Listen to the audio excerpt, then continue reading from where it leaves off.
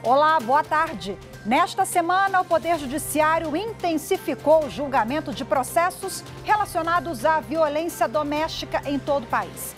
A iniciativa faz parte da 17ª Semana Justiça pela Paz em Casa, promovida pelo Conselho Nacional de Justiça em parceria com tribunais estaduais. O balanço desse projeto é um dos destaques desta edição. Vamos aos outros. Polícia Federal realiza operação de busca e apreensão contra o deputado federal Ottoni de Paula, do PSC do Rio de Janeiro, e o cantor Sérgio Reis. Ministra Carmen Lúcia, do Supremo Tribunal Federal, envia para o presidente da Corte, Luiz Fux, notícia crime contra o Procurador-Geral da República, Augusto Aras. E ainda na reportagem especial dos 130 anos do STF na Era da República, os instrumentos que fazem parte do controle de constitucionalidade na Corte. Com a Constituição de 88, o Tribunal assume também um papel de centralidade aí com as novas ações, as ações diretas, a possibilidade de provocação direta do Tribunal.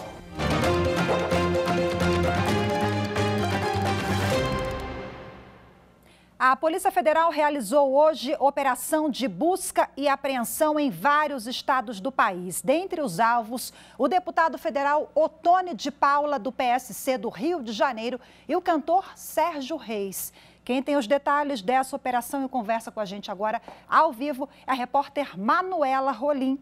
Olá, Manuela, muito boa tarde para você. Conta para a gente quais os argumentos dessa operação determinada pelo ministro Alexandre de Moraes aqui do Supremo. Oi, Rafa, muito boa tarde para você também, boa tarde a todos que nos acompanham. Olha, Rafa, o principal objetivo dessa operação é apurar eventual cometimento do crime de incentivar a população a cometer atos violentos e ameaçadores contra a democracia, o Estado de Direito e suas instituições, bem como os membros dos poderes. A investigação, como você bem disse, Rafa, foi autorizada pelo ministro Alexandre de Moraes. Segundo a decisão, postagens e vídeos publicados há poucos dias teriam incentivado a população, através das redes sociais, a protestar nas vésperas do feriado de 7 de setembro, durante uma eventual manifestação e greve de caminhoneiros. O ministro proibiu o deputado Ottoni de Paula, o cantor Sérgio Reis e mais 7 envolvidos de se aproximarem da Praça dos Três Poderes. A operação, que ocorre em 6 estados e também aqui no Distrito Federal, foi a pedido da Procuradoria-Geral da República. Rafa. Falando em Ministério Público, nós temos uma outra decisão, né, Manu, que envolve a Procuradoria-Geral da República, o procurador Augusto Aras. Decisão essa da ministra Carmen Lúcia. Por favor, os detalhes para a gente, Manu. Exatamente, Rafa. A ministra Carmen Lúcia encaminhou ontem ao presidente do Supremo Tribunal Federal, ministro Luiz Fux, uma notícia-crime apresentada por senadores da oposição contra o Procurador-Geral da República, Augusto Aras. Segundo os senadores, Aras cometeu o crime de prevaricação ao se omitir durante os ataques do presidente Jair Bolsonaro ao sistema eleitoral e em ações do governo federal no combate à pandemia. O ministro Alexandre de Moraes, Rafa, é o relator dessa notícia-crime. Manuela Rolim, muito obrigada, Manu, pelas suas informações. Boa tarde mais uma vez. E o ministro Nunes Marques, do Supremo Tribunal Federal, suspendeu a quebra de sigilo de um assessor do Ministério das Comunicações acusado de divulgar informações falsas sobre a pandemia. O ministro Nunes Marques suspendeu a determinação da CPI da pandemia de quebra dos sigilos fiscal e bancário de Matheus de Carvalho, o assessor da Secretaria de Comunicação Institucional do Ministério das Comunicações. O ministro entendeu que a medida foi tomada de forma ampla e genérica e que em outros momentos o STF também havia impedido a quebra de sigilo pela falta de relação entre o pedido com o que é investigado pela CPI. Na defesa do assessor, a Advocacia-Geral da União alegou que os sigilos foram quebrados sem que ele tivesse sido chamado para prestar esclarecimentos.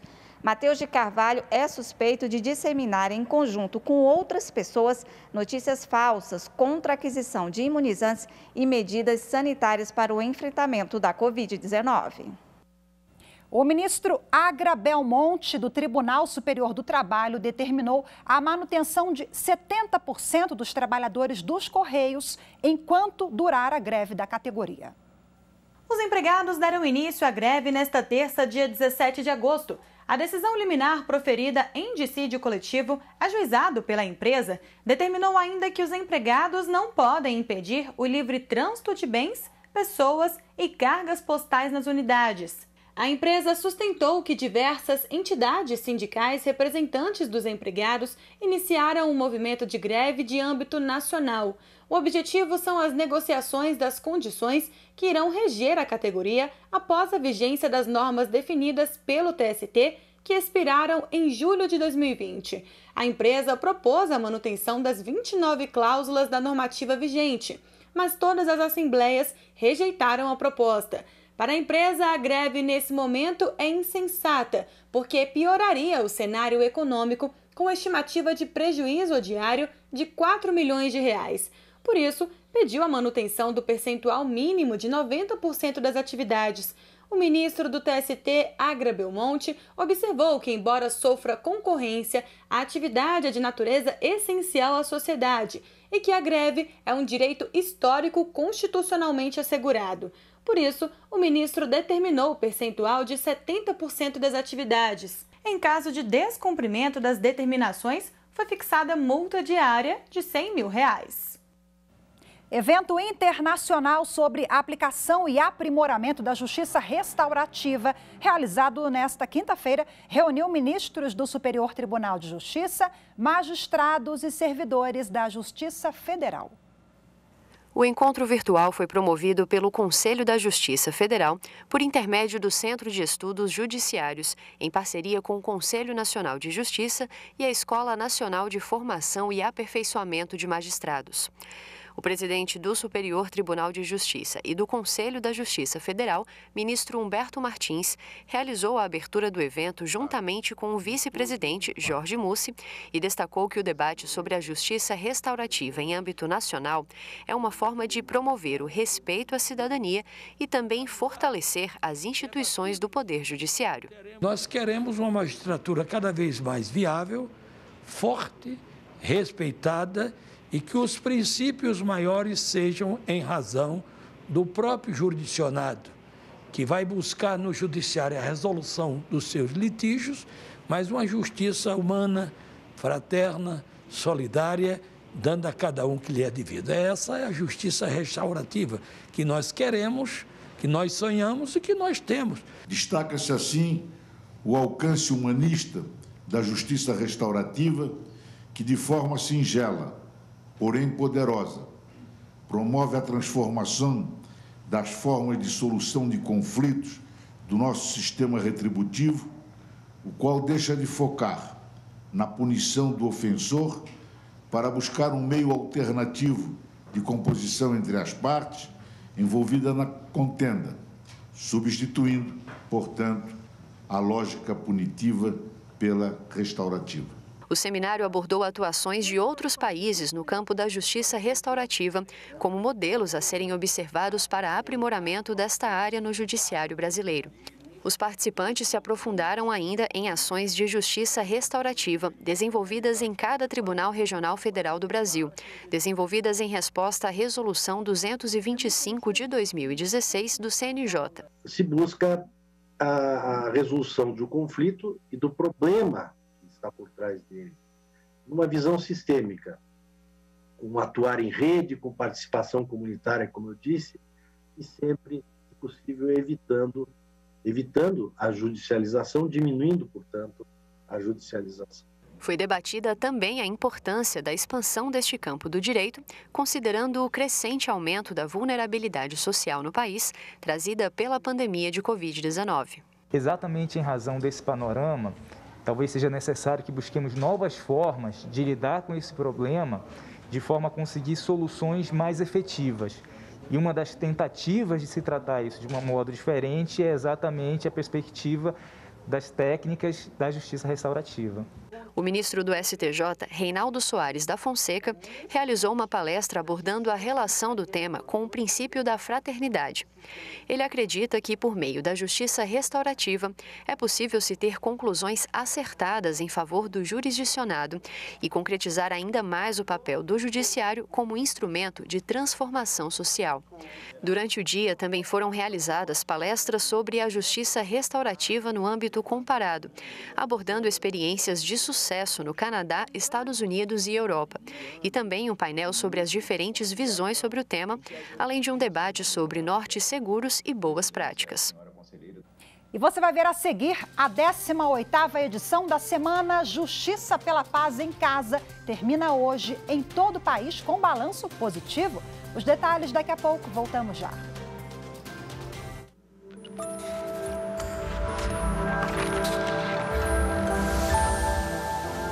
A Constituição Federal de 88 é um marco no processo de redemocratização do Brasil e superação do regime de ditadura militar. Cada artigo, parágrafo, inciso, cada direito previsto na nossa Constituição é fruto de muito debate, discussão e, acima de tudo, de participação e mobilização popular.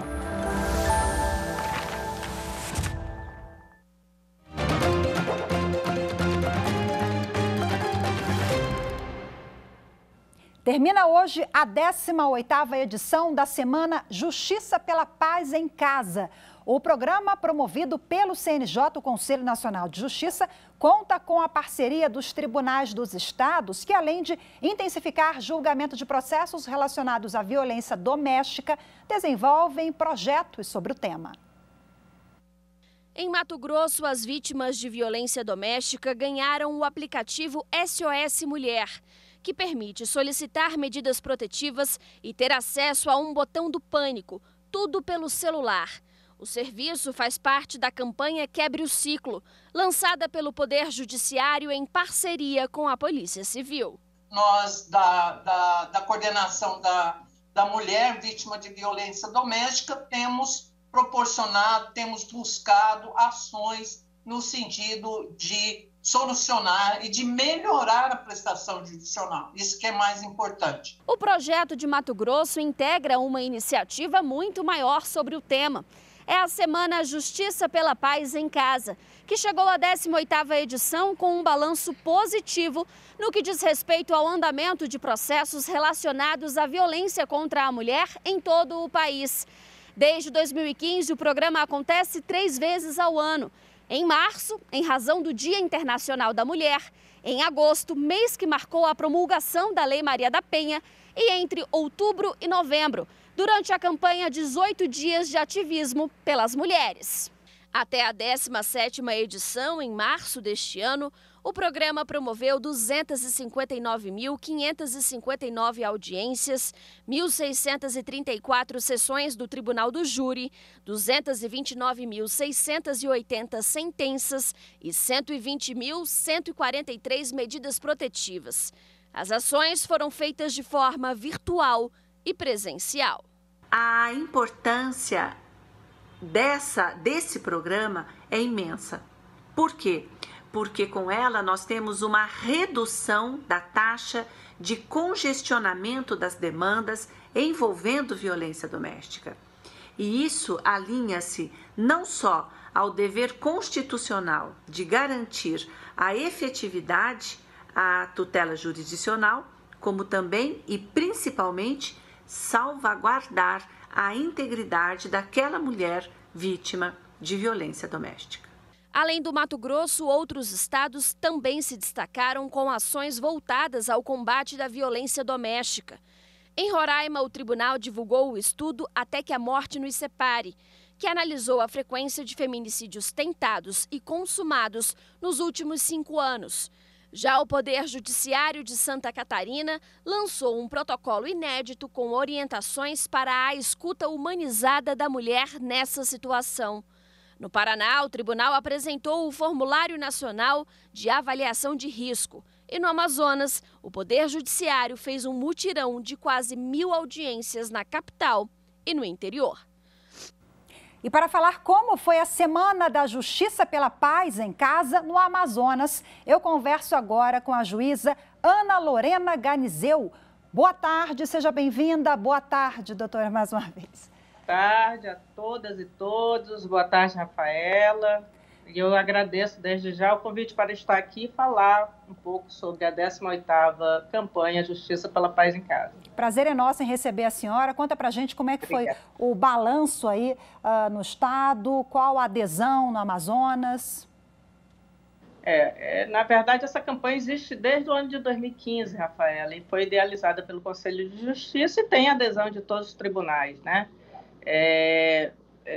Aqui, os 3 juizados especializados no combate à violência doméstica e familiar contra a mulher de Manaus e as varas do interior, além das diversas audiências de instrução pautadas, quase 1000, estão ainda sentenciando e movimentando o máximo de processos possíveis. Só para a gente ter uma ideia do êxito da campanha, em 4 dias realizamos em todo o estado mais de 500 audiências, apenas nesses 4 dias, faltando incluir o dia de hoje. Foram movimentados entre despachos e decisões interlocutórias mais de 1.500 processos e proferida em torno de 800 sentenças, além das medidas protetivas que são requeridas e analisadas todo dia. É uma forma também de chamar a atenção da sociedade, do jurisdicionado sobre essa pauta tão importante? Sem dúvida. Nós temos uma lei que é considerada uma das melhores do mundo no tema. Ela tem excelentes mecanismos de proteção à vítima, principalmente as medidas protetivas, que têm sido importantes aliadas na prevenção de novos casos. Nós sabemos, entretanto, da necessidade de intensificação das políticas públicas, visando a educação, conscientização da população e também do aprofundamento dos debates dentro das escolas e nos espaços domésticos. Houve uma adaptação em virtude da pandemia da Semana Justiça pela Paz em Casa? E qual foi essa adaptação e quais os desafios? Aconteceu sim, mas hoje, aqui no primeiro juizado, nós estamos com 3 salas de forma presencial e os outros juizados de forma híbrida, né? Aqui no primeiro juizado nós entendemos que os profissionais que fazem parte do sistema de justiça e que já estão vacinados poderiam ir até o fórum para fazer essas audiências, né? Porque quando faz de forma virtual, às vezes a gente não consegue um bom contato com as partes. Em linhas gerais, as audiências que envolvem casos relativos à violência doméstica ou familiar, esses julgamentos são rápidos no Amazonas? São rápidos no que diz respeito à medida protetiva. Nós temos um prazo de 48 horas e esse prazo é cumprido aqui no Amazonas. E no que diz respeito às ações penais, nós também fazemos de tudo para que essas ações sejam julgadas num espaço de tempo bem reduzido, né? Porque justiça boa e eficiente é a justiça rápida. Com certeza. No âmbito legislativo, nós temos uma série de instrumentos legais para coibir e frear a violência doméstica. Essas ações do Poder Judiciário, na avaliação da senhora, são ações para dar efetividade a essas leis que já estão em vigor? Sem dúvida nenhuma. A Lei Maria da Penha tem sido bastante alterada, né? E todas as alterações são muito bem-vindas, né? Todas no sentido do enfrentamento à violência doméstica. Eu queria aproveitar essa oportunidade e alertar para o fato de que, entre todos os tipos de violência existentes no mundo, aquela praticada no ambiente familiar é uma das mais cruéis, justamente porque a maioria delas é praticada dentro do lar e de forma silenciosa, com efeitos extremamente negativos para toda a família, de maneira que a casa, que deveria ser um lugar seguro para a mulher, tem sido o local onde ela está mais desprotegida. E violência física também, psicológica, que temos agora lei também que prevê né, a punição para esse tipo de violência, essa recente. Doutora Ana, muito obrigada pela sua participação. Infelizmente o tempo é curto. Grata pela sua disponibilidade. Até a próxima. Por nada, eu que agradeço. E você vai ver no próximo bloco, na reportagem especial sobre o Supremo Tribunal Federal na era da República, conheça quais são os instrumentos utilizados pelo STF para que leis e atos editados pelo Poder Legislativo estejam de acordo com a Constituição Federal. Os detalhes daqui a pouquinho, eu volto já.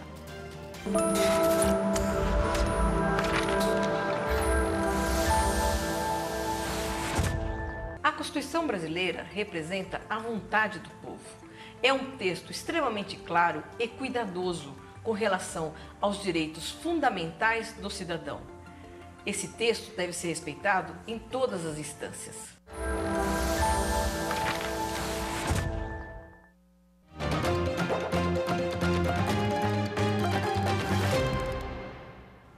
Na reportagem especial de 130 anos do Supremo Tribunal Federal na era da República, hoje você vai conhecer os instrumentos mais importantes do STF que fazem parte do controle de constitucionalidade. A reportagem é de Carolina Chaves.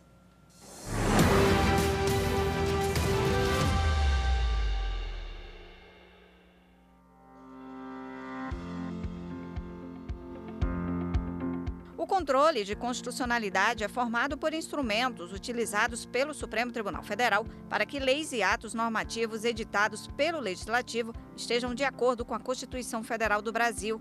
Na separação dos poderes, Legislativo, Executivo e Judiciário, cada órgão exerce uma função. Um fiscaliza a atuação do outro e o Poder Judiciário tem essa função, decidir se uma lei ou ato normativo está de acordo com a Carta Maior.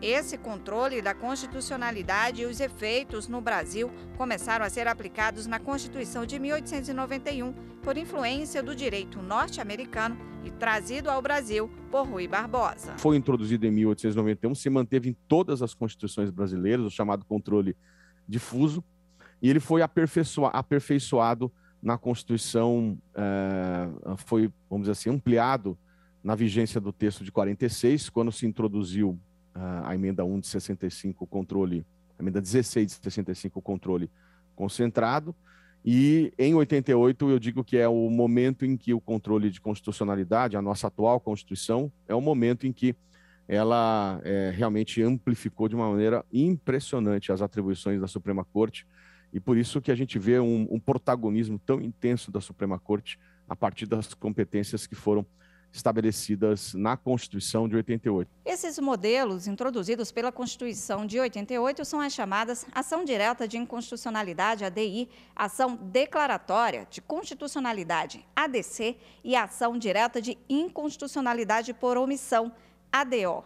Esses instrumentos potencializaram a atuação do STF para considerar normas e atos inconstitucionais ou não, e até mesmo julgar a omissão do Poder Legislativo por ter deixado de exercer a função de regulamentar direitos previstos na Constituição. Para o ministro Gilmar Mendes, esses instrumentos têm sido importantes para decidir temas de grande relevância. Pós 88, com a Constituição de 88, o tribunal assume também um papel de centralidade aí com as novas ações, as ações diretas, a possibilidade de provocação direta do tribunal, e ele foi crescendo em importância ao longo desses anos e intervindo em vários temas, não só no controle de constitucionalidade das normas, mas também, por exemplo, na questão do controle de constitucionalidade das omissões. Em suma, me parece que é hoje, sem nenhum exagero, uma das principais cortes constitucionais do mundo. Uma dessas omissões que chegaram ao STF foi o direito de greve de servidores públicos, que deveriam já ter uma definição do Congresso há pelo menos 30 anos. Todo servidor público tem direito de greve, como vários outros também que o Supremo atuou na questão da homofobia, da transfobia. Então você tem vários pontos que estão normatizados pela Suprema Corte no tocante à omissão. Agora, o maior protagonismo mesmo é quando existe o ato normativo, e a gente chama de controle de constitucionalidade por ação. Um outro instrumento de controle de constitucionalidade previsto na Constituição Federal é a arguição de descumprimento de preceito fundamental, conhecida como a DPF, que apesar de prevista desde a promulgação da Carta Magna, ela só foi regulamentada 11 anos depois. Apesar de pouco conhecida, tem um papel importante. Serve para julgar casos específicos e não genéricos, que possivelmente estejam afrontando a Carta Maior. Esta ação foi ganhando um protagonismo e ela resolveu questões extremamente importantes. Ela não está discutindo apenas em tese a lei, mas ela pode discutir, por exemplo, um ato do poder público que viola um preceito fundamental. O ministro Fux, que era o relator dessa decisão, admitiu e reconheceu esta possibilidade ao preceito fundamental, à liberdade de manifestação do pensamento, ao direito de reunião, e as cotas raciais foi um tema também discutido em arguição de descumprimento de preceito fundamental, onde o Supremo admitiu a possibilidade por um período de ações afirmativas em universidades públicas. A união homoafetiva, discutida em ADPF, que é controle de constitucionalidade, interrupção de gravidez de feto com anencefalia, tudo temas que foram julgados em ADPF. Em 1965, apenas o Procurador-Geral da República podia apresentar ação na mais alta corte. E como o Ministério Público, na época, era vinculado totalmente ao Executivo, limitava a defesa de direitos mais amplos. Mas o artigo 103 da Constituição de 88 estabeleceu um rol de legitimados e ampliou quem pode propor a ação no Supremo. Em 88, você mantém o Procurador-Geral da República, mas você amplia o Presidente da República, governador de Estado, entidade de classe de âmbito nacional, partido político. Você tem uma ampliação bastante importante para provocar o que a gente chama de controle concentrado. Graças ao controle de constitucionalidade, o resultado de uma decisão do STF é aplicado para todos, uniformizando o entendimento na justiça brasileira em casos semelhantes, que tramitam nas instâncias inferiores, garantindo a segurança jurídica. Caso contrário, a ação pode chegar diretamente no STF por meio de uma reclamação para alertar que o juiz não decidiu conforme o entendimento do Supremo. Prisão em segunda instância é um tema extremamente relevante. Não dá para você decidir de um jeito para um caso, admitindo a prisão, e depois de um outro jeito para o mesmo caso, não admitindo a prisão. Não se concebe isso. Então, depois de muitas idas e vindas, o Supremo julgou tanto o MADI como uma ação declaratória de constitucionalidade e definiu que a prisão depende de trânsito em julgado. Essas ações diretas são nucleares do papel exercido no controle de constitucionalidade e de legitimidade dos atos no âmbito do Supremo Tribunal Federal.